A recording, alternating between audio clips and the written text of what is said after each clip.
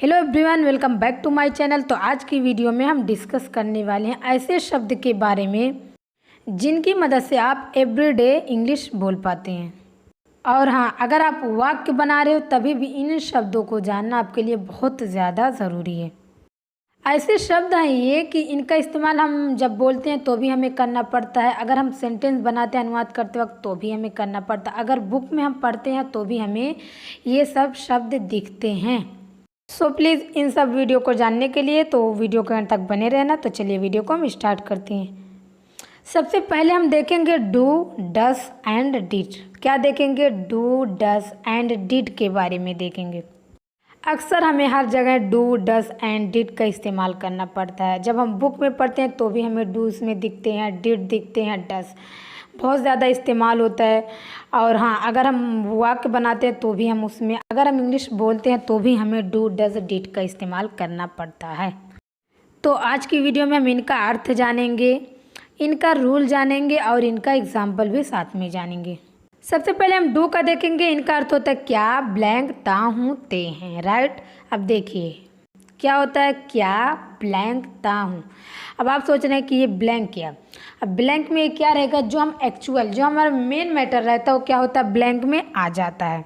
तो देखिए अभी इनका अर्थ तो आपको समझ में आ गया, लेकिन अभी इनका रूल जानते हैं। रूल जानेंगे और एक एक करके इन तीनों का हम एग्जाम्पल भी देखेंगे। डू का इस्तेमाल आप किसके साथ करेंगे? डू का इस्तेमाल आप आई यू वी दे के साथ करेंगे। किसके साथ करेंगे? आई यू वी दे के साथ आप डू का इस्तेमाल करेंगे। तो चलिए अब इस्तेमाल देखते हैं। इस्तेमाल हमारा, मुझे यह सब नहीं चाहिए। I do not want all this, मतलब I don't want all this. मुझे यह सब नहीं चाहिए, I do not want all this. क्या मैं जाता हूँ? Do I go. Do I गो, क्या मैं जाता हूँ? डू आई गो। तो आप इस तरह से डू का इस्तेमाल करेंगे। अगर आपको रूल नहीं भूला, डू का अर्थ याद है, तो आप आसानी से आप इंग्लिश भी बोल पाएंगे। रूल को आप एकदम अच्छे से दिमाग में बैठा लीजिए और आप वाक्य भी बना लेंगे। अगला शब्द हमारा डज। इनका अर्थ होता है क्या, ब्लैंक, ता है। क्या होता है अर्थ? क्या, ब्लैंक, ता है। रूल है इनका, ही, शी, इट, कोई भी नाम हो, चाहे वो लड़की हो या वह लड़का हो। जैसे कि रोहित, रीमा, पूजा, रोहन, आप सबके साथ नेम का इस्तेमाल कर सकते हैं। डज का अर्थ होता है क्या, ब्लैंक, ता है। क्या होता है? क्या, ब्लैंक, ता है। अगर आपको अंत में ता है, ती है दिखे तो आप किसका इस्तेमाल करेंगे? डज का करेंगे। एग्जाम्पल देखिए, क्या वह पढ़ाई करता है? Does he study. Does he study, क्या वह पढ़ाई करता है? Does he study. डिड, इनका अर्थ होता है क्या, ब्लैंक, ता था, ते थे, ती थी। क्या होता है? ता था, थे, थी होता है इनका अर्थ। तो चलिए इनका इस्तेमाल देखते हैं ताकि आपको इस्तेमाल देख के और बेहतर से समझ में आ जाए। क्या आप जाते थे? Did you go. Did you go, क्या आप जाते थे? Did you go. बढ़ते आगे, अगला शब्द हमारा हैव और हैज़ एंड हैड। इन तीनों के बारे में हम देखेंगे। क्या देखेंगे? इन तीनों के बारे में देखेंगे, हैव, हैज़ एंड हैड। याद रखना ये बहुत ज़्यादा इम्पॉर्टेंट शब्द हैं। हाँ, हैव जिनका अर्थ होता है चुके हैं। क्या होता है अर्थ? चुके हैं। हैज़ जिनका अर्थ होता है चुका है, चुका है। हैड इनका अर्थ होता है चुका था। क्या होता है अर्थ? चुका था। अभी आपको इन तीनों का अर्थ तो समझ में आ गया। अभी हम देखेंगे इनका रूल एक एक करके और एग्जाम्पल। हैव जिनका अर्थ होता है चुके हैं, रूल क्या है? आई यू वी दे। हैव का इस्तेमाल आप सिर्फ आई यू वी दे के साथ करेंगे। किसके साथ करेंगे? आई यू वी दे के साथ करेंगे। एग्जाम्पल देखिए, आप पढ़ाई कर चुके हैं। You have studied. You have studied, आप पढ़ाई कर चुके हैं। You have studied. तो बढ़ते आगे, अगला शब्द हमारा हैज़। इनका अर्थ होता है चुका है। क्या होता है अर्थ? चुका है। अब देखिए, अब इनका इस्तेमाल कब करेंगे आप? हैज़ का इस्तेमाल आप ही, शी, इट, कोई भी नाम के साथ करेंगे। किसके साथ करेंगे? कोई भी नाम के साथ, जैसे कि ही, शी, इट, नेम।